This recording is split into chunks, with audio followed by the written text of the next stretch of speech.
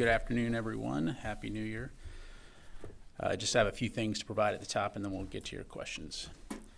First, on behalf of Secretary Austin and the department, our hearts are with the Japanese people after their tragic earthquake earlier this week. The United States and Japan share a deep bond of friendship that unites our people, and our Japanese ally graciously hosts thousands of U.S. service personnel and family members. As you've heard from the President and the U.S. Ambassador, our military forces in Japan are ready to assist as needed.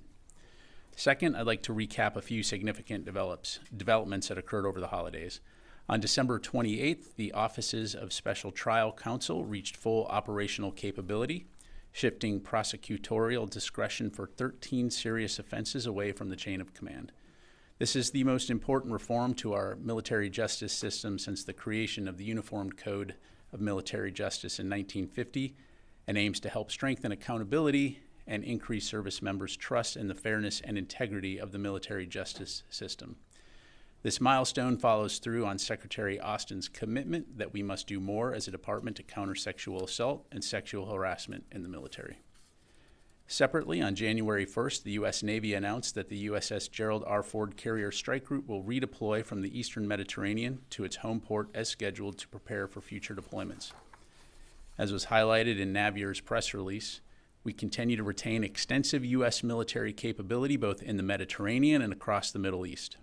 This includes the current deployment of the USS Dwight D. Eisenhower Carrier Strike Group to the Middle East, the deployment of additional cruisers and destroyers in the Mediterranean and Middle East, and the recent arrival of the USS Bataan and USS Carter Hall in the Eastern Mediterranean Sea. Notably, the USS Bataan and USS Carter Hall joined the amphibious transport dock ship USS Mesa Verde and have consolidated as the amphibious ready group in the Eastern Mediterranean along with the embarked 26th Marine Expeditionary Unit. The ARGMU consists of 3 ships, more than 50 aircraft, and approximately 4,000 sailors and Marines that provide sea-based expeditionary forces capable of conducting a wide range of missions in support of our regional deterrence efforts.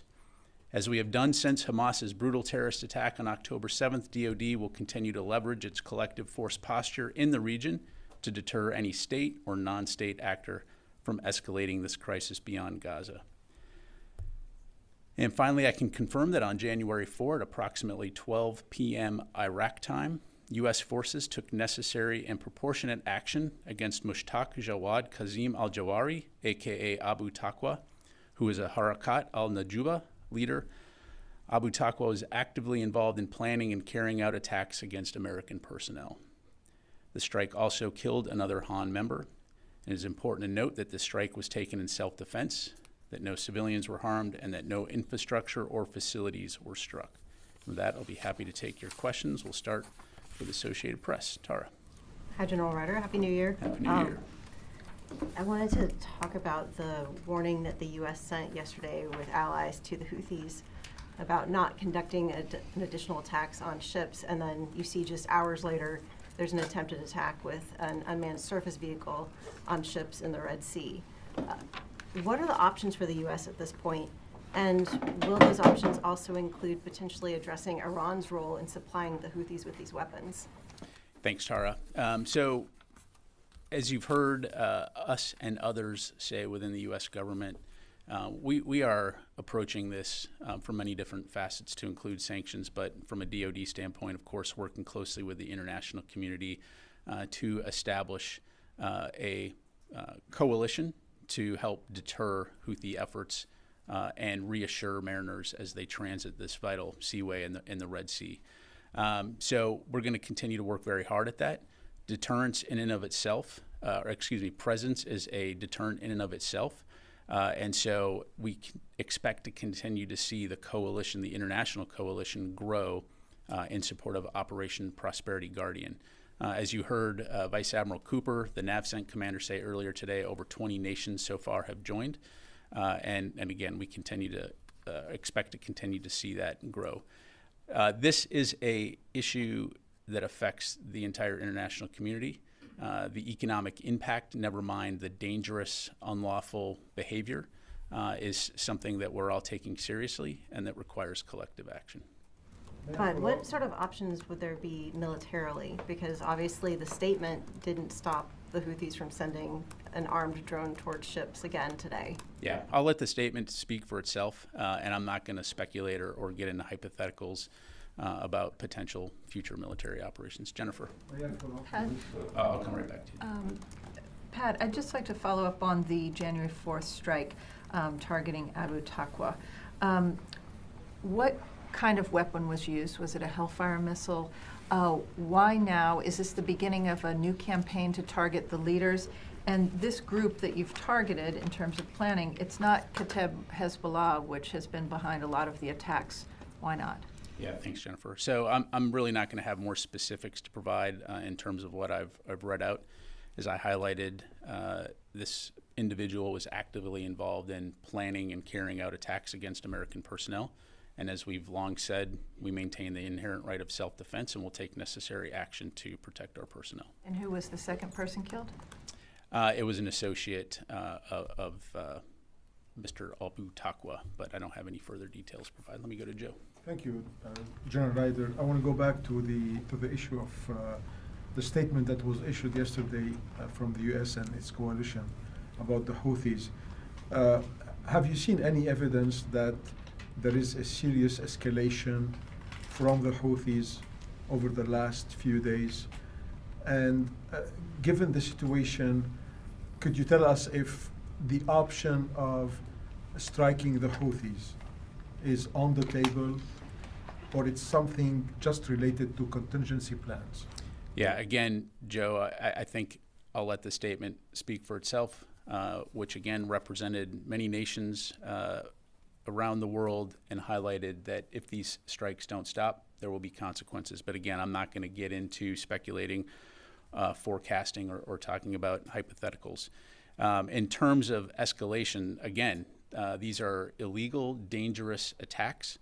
Since November 18th, there have been now 25 attacks against merchant vessels transiting the southern Red Sea and the Gulf of Aden.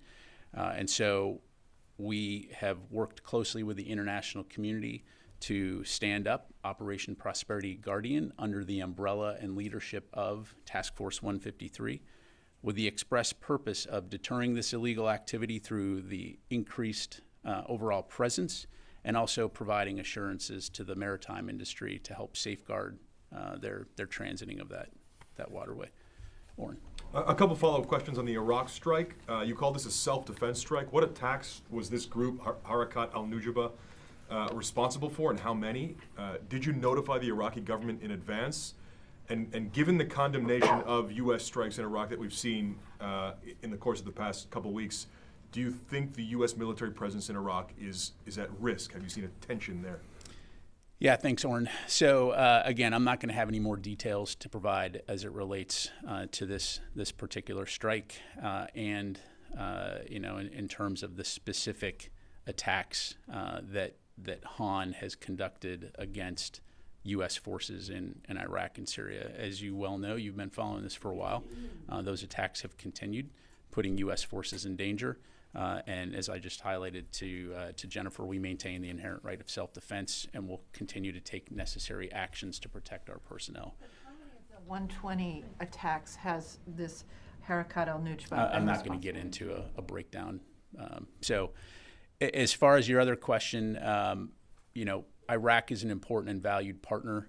Our forces are there at the invitation of the government of Iraq to help train and advise in support of the Defeat ISIS mission. And so, as we have been doing all along, we will continue to consult closely with the Iraqi government about the safety and security of U.S. forces. In the meantime, we will continue to stay very focused on that Defeat ISIS mission. Are you able to say whether you notified the Iraqi government in advance? I'm not going to get into diplomatic discussions. Carla? Thank you. Two questions actually. First, on the Red Sea operation. So Vice Admiral Cooper and you have both said that this is a defensive operation. Why is this a defensive operation? Why is this not an offensive operation? Why is the U.S. and the international coalition either unwilling or unable to target launching areas inside of Yemen? So the express purpose of Operation Prosperity Guardian, again, under the Coalition Maritime Forces, is a coalition of the willing. And so this particular operation is a defensive operation focused on helping to reassure commercial vessels as they transit the Red Sea, and also helping to safeguard the lives of mariners who are sailing those ships. And so it's as simple as that. Why? Should I interpret that as some of the coalition did not want this to be offensive? Is that fair to say? Carla, so again, countries are going to be willing to participate in various efforts focused on very specific operational goals. And again, Operation Prosperity Guardian is a defensive coalition focused on safeguarding the commercial vessels transiting the Red Sea and the Gulf of Aden. So that's the mission. Now, again, I'm not going to get into hypotheticals or speculate about what individual countries may or may not do as it relates to their security or the collective security. But again, for OPG, this is a defensive coalition. Thanks. And then separately on Let me go to one of your colleagues. One follow-up on ATACMS, and then I'm done. There's a Newsweek story out there that says that there's ATACMS up for destruction, the expired ATACMS, U.S. ATACMS, that would be a significant expense to American taxpayers, according to one former advisor to Ukraine's lead commander. Is this true? Are there a bunch of ATACMS, expired ATACMS, set to be destroyed? And if that is true, why would they not be going to Ukraine? Yeah, so I've seen those press reports. We looked into this, and it is not true. Those reports are false. Fadi. I have two separate topics. First, on the strike in Iraq against Abu Taqwa Harakat al-Nujaba. Last week, as you said, the U.S. forces are inside Iraq at the request of the Iraqi government. However, Mr. al-Sudani, Iraqi Prime Minister, has rejected any action from U.S. forces outside the parameters of advising and assisting Iraqi forces. And he said the Iraqi government is headed toward ending the presence of the international coalition inside Iraq. Has the Pentagon been notified or by the Iraqi government of any steps to get the U.S. forces out of Iraq? And how do you respond to his comments on actions taken by U.S. forces? Yeah, thanks, Fadi. So I'm not going to comment on the remarks of others. I'm not going to speculate about what the future may portend or get into hypotheticals. As I mentioned earlier, U.S. forces are in Iraq at the invitation of the government of Iraq to help train and advise in support of the Defeat ISIS mission. And you've been covering this story for a very long time in terms of U.S. presence, as have many of your colleagues here. And you'll recall it was 10 years ago this coming summer that ISIS was approximately 24 kilometers outside of Baghdad when we kicked off the counter-ISIS mission after they had subsumed large swaths of Syria and Iraq. So no one wants to see a return of ISIS, which, oh, by the way, just claimed responsibility for the attacks that we saw yesterday in Iran. So our focus is going to continue to remain on the Defeat ISIS mission. But again, we're not going to hesitate to protect our forces if they're threatened. Thanks, And a couple of days ago, Saleh al-Aruri, the senior Hamas leader, was assassinated in a strike in Beirut. And it's supposedly carried out by Israel. The U.S. has maintained a position that you don't want to see the war in Gaza escalate either in Lebanon or in the region. Was the DoD or the U.S. government notified of this operation? And does the U.S. administration or the Pentagon support such strikes beyond the borders? Yeah, so I don't have anything, obviously seen the reports on that strike. I just don't have anything to provide on that. Let me go to the phone here real quick. JJ Green from WTOP. Yeah, thanks for the opportunity. Can you characterize the strength of Harakat al-Nujaba, the threat that it poses to U.S. forces? And when you look at all of the other terror organizations that are active in the region now, especially ISIS and Islamic Jihad, Hamas, Hezbollah, can you characterize what that looks like for U.S. forces and how the Pentagon is approaching dealing with that? Yeah, thanks, JJ. As I'm sure you can appreciate, there are myriad threats throughout the region, not only to the United States, but to other countries as well. And so I won't go into a detailed briefing about terrorist groups across the AOR, other than to say, as we've highlighted in several of our press releases when we've conducted strikes in Iraq and Syria, they have been against groups that are sponsored by Iran, Iranian proxies, to include Han and Kataib Hezbollah. And so those forces have represented a threat to our forces. And again, we maintain the inherent right of self-defense, and will take necessary actions to protect our forces. And that will continue to remain our focus, as well as doing the mission which we're there to do, which is to help defeat ISIS. Thank you. All right, let me do one more from the phone here. Jeff Shogel, Task and Purpose. Thank you, and thanks to the audio folks for getting my mic to work. I just wanted to double check the person killed in Baghdad. I've seen his name spelled differently. I've seen it Al-Saidi. I just want to make sure we're talking about the same guy. And also, this person was a commander in the Popular Mobilization Forces. Was this also an attack on Iraqi security forces? Thank you. Thanks, Jeff. Again, I'm not going to have anything to provide beyond what I've spelled out for you. And this was a strike against a member of Han, the terrorist group that I've highlighted, the Iranian proxy group. Thank you. Tony. Ukraine questions. One of the things you didn't highlight in your recap was the December 27th Presidential Drawdown Authority, Package 54. Is that the last package the U.S. can give Ukraine until Congress approves the supplemental? Yeah, thanks, Tony. As you heard us say as we went into the holidays here, we have no more replenishment funds, and so right now I'm not anticipating any new PDA announcements in terms of new capabilities, which is why we will continue to work closely with Congress and urge them to pass the supplemental. Final one. F-16s to Ukraine. What's the latest in terms of when they would finally show up there?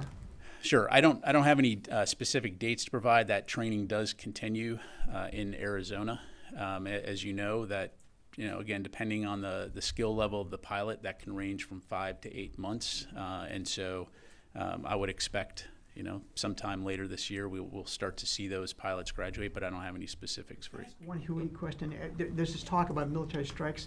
What would they be striking? What would they be striking? Are these mobile missile units that the Houthis have, or are they fixed sites the U.S. knows about, and you're deciding what to do? Yeah, thanks, Tony. I appreciate the question, but again, I'm just not going to get into hypotheticals or speculate or forecast any potential future operations. Thanks. Nancy. I want to go back to some of the comments you made earlier about the strike in Iraq. As you know, earlier today, the Pentagon was unwilling to talk publicly about the strike, and now you're telling us you can't tell us the threat that demanded a self-defense strike. And can you help me understand why the U.S. can't provide basic information about a strike that it conducted in an allied nation's territory? Is this the expectation going forward, that you'll conduct self-defense strikes, but we won't know why you're doing them? Yeah, so I appreciate the question, Nancy. I would take exception at the characterization. First of all, I'm here briefing you on the record about the strike, and if I can finish answering the question that you asked me. But the answer we've gotten repeated is that you won't tell us why the I've provided you the information that I have available to provide, and I have answered why this was a self-defense strike, because this particular individual was involved in the planning and execution of attacks against American personnel in Iraq and Syria, which by definition is a threat, which by definition us taking action is a self-defense action. Right, but I guess what I don't understand is it one strike that this person was involved in? Was it several? Were they deadly? Over what period of time? On January 4th at 12 p.m. Iraq time, we took a strike targeting this individual. It killed him and an associate. There was no civilians injured, no infrastructure, and no facilities. So, I mean, that's as much information as I'm able to provide. Thanks. Yes, sir. Thanks, Pat. Going back to the Red Sea for a second, Operation Prosperity Guardian, both you and Vice Admiral Cooper have described it as a defensive action, but Vice Admiral Cooper earlier this week, I believe, gave the USS Carney a combat action ribbon for its actions, I believe in December. I mean, are U.S. Navy ships in combat in the Red Sea? I think that the Admiral's actions speak for themselves in terms of recognizing the crew for what they've done to be able to protect not only themselves, but also international commerce and mariners as they transit. So I'll just leave it at that. Thank you. Ma'am. Thank you, General. My question is about your opening remarks on Japan, so we appreciate it. And have Pentagon or U.S. force in Japan received any request from Japanese government on the asking? Sure. So as I said earlier, we remain in close communication with the government of Japan, and we do stand ready to aid in any way that would be most helpful to Japan. I would say this could include support from U.S. forces who are stationed there, who would be able to respond at a moment's notice. At this time, I'm not able to go in any specific details, but of course we'll keep you updated on what that could look like should we receive any specific requests. Thank you very much. Jane. Thank you, General. Happy New Year. Happy New Year. Okay. Recently, Chinese President Xi Jinping declared that he would eventually unify Taiwan, and President Putin also designated Korean Peninsula and Taiwan as conflict risk areas this year. And also North Korea's leader Kim Jong-un declared that he was ready for nuclear war against the United States and South Korea. What is the Pentagon's position on this war crisis? Yeah, so we're going to continue to stay very focused on working with our allies and our partners in the region to ensure that regional security, stability, and prosperity are the main focus. No one wants to see conflict in that region, and so that will continue to be our focus. Do you think nuclear war can be suppressed through U.S. extended deterrence? I believe that U.S. extended deterrence will continue to help contribute directly towards regional security and stability. Let me go back to the phone here. Howard Altman.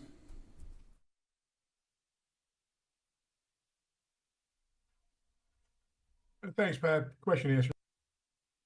And Jared from All Monitor.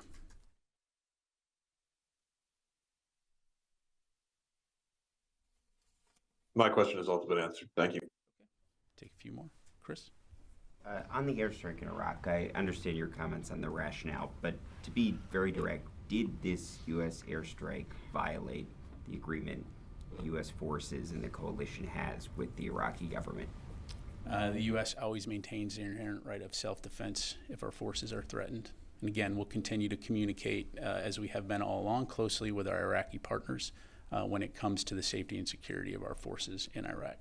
Ro. Yeah, thank you.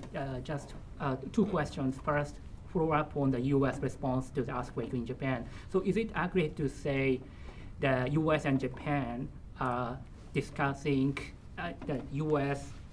is in discussion with the Japanese about what type of assistance would be necessary? Yeah, so as I understand it, U.S. Forces Japan is in regular contact with the government of Japan to discuss how we might help should assistance be requested. But I'd refer you to USFJ for any further details. Yeah. On the second question, China appointed a new defense minister in late December. So has the Pentagon requested the first engagement between the secretary and the new defense minister after his appointment? Yeah, so we continue to be in communication with the PRC at the working level about the sequencing of upcoming engagements, and certainly we'll share more when we have more to announce. We continue to believe that sustained communication between our two countries is important in order to prevent miscalculation and mitigate potential risk. Thank you very much. Tom. Thanks, Pat. At the end of the year, they cleared up all the holds on the military promotions. Are there any delays, holds, or otherwise of civilian nominees for key DoD positions that are still remaining? There are some individuals that continue to be delayed, and again, we'll continue to work. Do you have a rough number on that, please? We can get that for you. Thanks very much. Thank you. I have two quick Osprey-related questions. The House Committee on Oversight and Accountability sent a letter to Secretary Austin last month and asked to provide documents and information about the Osprey program safety and performance by today. Has the DoD responded to the request, and does the committee's investigation affect the U.S. military's decision on when to resume Osprey flights? Yeah, thanks very much. So the Department of Defense commits to working cooperatively with the committee to accommodate its requests, and will work diligently to provide additional information as soon as possible. I don't have any further details to provide beyond that at this point. Thanks very much. We've got time for a few more. Yes, sir. Yeah, thank you, General. The Iraqi Prime Minister's office statement says that Abu Taqwa, or this attack was an attack on the Iraqi security entity that is operating within the powers authorized by the Commander-in-Chief of the Armed Forces. Does that concern you at all, that there are some elements and people that operating under the Iraqi Prime Minister authorities, and they are planning and are masterminding to attack the U.S. forces in Iraq? Again, look, Iraq is an important and valued partner. We work very closely with the Iraqi security forces, as part of CJTF OIR, and have had a relationship with the Iraqi security forces for many years, supporting training and advising their counterterrorism efforts. And so we will continue to work closely with our Iraqi partners. We do know that the Iraqi security forces have continued to assist in identifying, in some cases, where these Iranian proxies have conducted attacks against U.S. forces, and we are very appreciative of that support. And so, this is an important partner to us, and we'll continue to lean into that relationship. He also said that this will undermine the previously established understanding between the Iraqi armed forces and the coalition forces. Do you have the same concern? Again, I think I responded to that question earlier. I'm not going to comment on the remarks of others. Thanks very much. Time for just a couple more. We'll go here and then here. Thank you, General. The recent attacks by the militant groups in Iraq on U.S. forces seem to be more accurate than before. The recent target, a U.S. base in Erbil, injured 3 U.S. service members, and one more attack in Kurdish Peshmerga forces. So aren't you concerned that these militia groups have now more sophisticated weapons that can target U.S. forces? So to date, we continue to see the one-way attack drones and rockets. Again, over the course of these, largely ineffectual, but to your point, they continue to remain very dangerous, which is why we will respond seriously to any threat of our forces. We do not seek any broader conflict with Iran. We don't seek conflict with these groups, but we're not going to stand aside and allow our forces to be threatened without ensuring that we're properly protecting them. Yes, sir. You mentioned replenishment money is out. How much is left in PDA for Ukraine? Right now, we've got roughly $4.2 billion in restored PDA authority. But again, the replenishment funds are expended. Jennifer. Just to be clear, Harakat al-Nujba, is it considered to receive funding and support from Iran, or is it simply an Iraqi-based Shia militia? This is an Iranian proxy group. Just leave it at that. Tara. Just one off of Jennifer's. Is this group part of the PMF? Look, the Han group is a Iranian proxy group that has been targeting U.S. forces, and so again, we took appropriate and proportionate action. Thank you. Part of the Iraqi PMF forces? I don't have an answer to that question. Okay, but, the other one that I was going to ask is Ukraine. With the $4.2 billion, because there's no replenishment money, does that mean that money is essentially untouchable? Like you can't dip into the So that is the authority to spend funds, again, without having the replenishment funds in order to actually replenish our own funds. It's the authority to spend, but not necessarily the funds available. Thus, we need the supplemental from Congress. Okay, so you don't actually have $4.2 billion in. We have the authority to spend that from available funds, but wouldn't have the ability to replenish the stocks by taking money out or taking stuff out of our inventory. So in practical terms, that means that's not We're out money of you can money. use. Okay. Right. Last question, Fadi. I just want to revisit the Iraq. I mean, on the one hand, you say that Iraq is an important ally, you talk about how the U.S. presence is at the request of the Iraqi government. When the Iraqi government is saying, no, you cannot take military actions inside Iraq because this is a breach of the agreement about advising and supporting the security forces, you refuse to comment. Is there a disagreement between the Pentagon and Iraqi government about the situation in Iraq vis-a-vis U.S. forces? Look, again, I'll be very clear. U.S. forces are in Iraq at the invitation of the government of Iraq, and they're there for one reason, which is to support the Defeat ISIS mission. We'll continue to work very closely with our Iraqi partners when it comes to the safety and security of our forces. When those forces are threatened, just like we would anywhere else in the world, we will maintain the inherent right of self-defense to protect our forces. And so again, this was a necessary and proportionate action against this particular individual who was personally involved in the planning and execution of attacks against American personnel. Thank you very much, everybody. Appreciate it.